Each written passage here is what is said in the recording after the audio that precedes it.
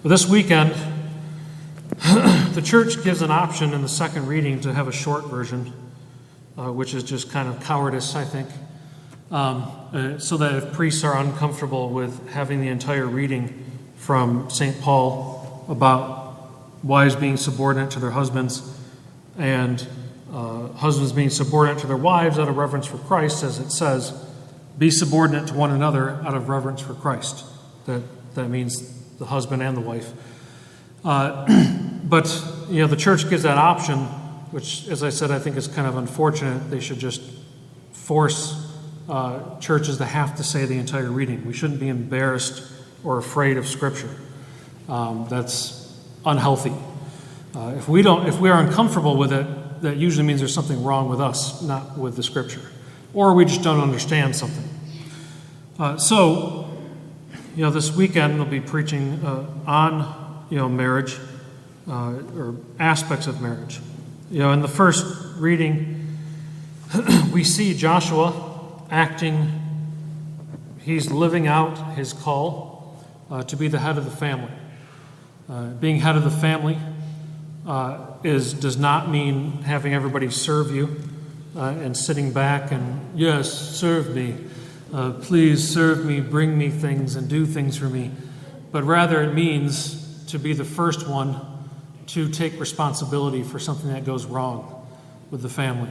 It means being the first one to protect the family from physical harm, but also and primarily from sin and evil. So the husband makes that choice to be the head, in conjunction with his wife, of course. But somebody has to be the head. Christ is head of the church. He is head of the church, and the husband is to be head of the family as Christ is head of the church. And the way that Jesus is head of the church is by dying for the church.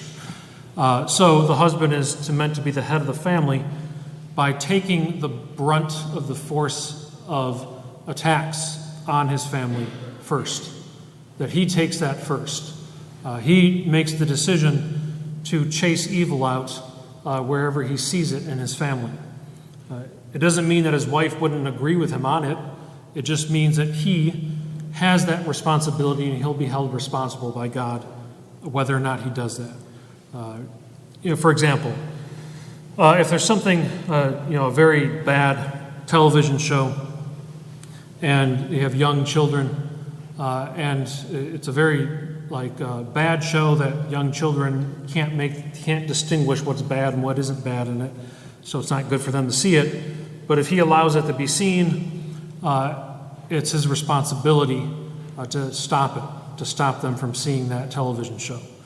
It's first his responsibility. Yes, of course, it's his wife's as well, but it is first his. And if they both fail at protecting their children from that show, he'll be held more responsible, even more so than his wife. His wife will be as well, but he'll be held responsible in a much greater degree because his job is primarily to stop evil from entering the family. Physical harm, of course, too, but even if he's handicapped and can't physically defend the family, he can still defend the family by protecting the family from evil and harm. So Joshua, he makes the decision for the spiritual benefit of his family. When he says, when he talks about all these things that the people need to do and how they need to serve God and forsake the service of false gods, Joshua makes the decision, and he says, as for, okay, let me just go earlier. Okay, if it does not please you to serve the Lord, decide today whom you will serve, the gods of the gods of the Amorites, in whose country you are now dwelling. As for me and my household, we will serve the Lord. So he makes the decision for his family that they're going to serve the Lord. And that's a decision that should be made. And so, thankfully, likewise, the people agree and decide they're going to serve the Lord. So Joshua gives us an immediate decision or immediate example of what it means for the man to be the head of his wife, the head of his household. That he is to defend and promote what is good in his family. And he's supposed to keep evil out of it. Jesus does this as well. He does this primarily, as we hear from St. Paul, because he dies on the cross for his bride, the church. He gives his life for his family. He literally lays down his life for his family, for our sake and for the church, which is made up of us, of all past, present, and future members of the church. So he dies for the church, and that's what the husband is supposed to do for his family. So that's what it means for him to be the head of his household, to be the head of his wife, for his wife to be subordinate to that role, subordinate to the role of her husband defending and protecting the family, primarily from evil, sometimes from physical harm. But that's what she's to be subordinate to, is out of reverence for Christ. So she does it out of reverence for Christ, not because her husband has some kind of inherent thing that he has that she's revering, but reverencing Christ because of the responsibility that her husband has. And then the husband is also to love his wife, which is, more than just a feeling. It's something great as Christ loved the church, to lay down his life for the church. The wife, we hear that the wife is to be subordinate to their husbands in everything, assuming that it's something that's right. If her husband is saying that they need to do something in the family, and it's good, and it's holy, and it's good for the family, then she, even if she doesn't care for it, she should submit to that, because it's Christ that she's submitting to. But if he asks to do something evil, she cannot submit to that. That's not obedience. Just like if the bishop asks me to do something immoral, I can't do that.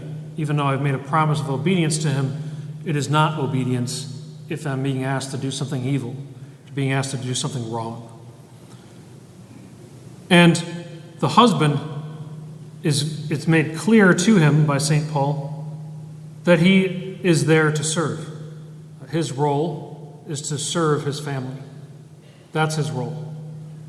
So that's what it means for him to be the head of the family, to be the head of his family.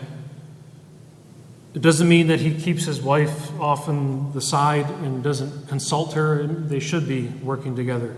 They should be consulting each other, especially so their kids don't catch them in contradicting each other, because that doesn't help their authority. They need to work together.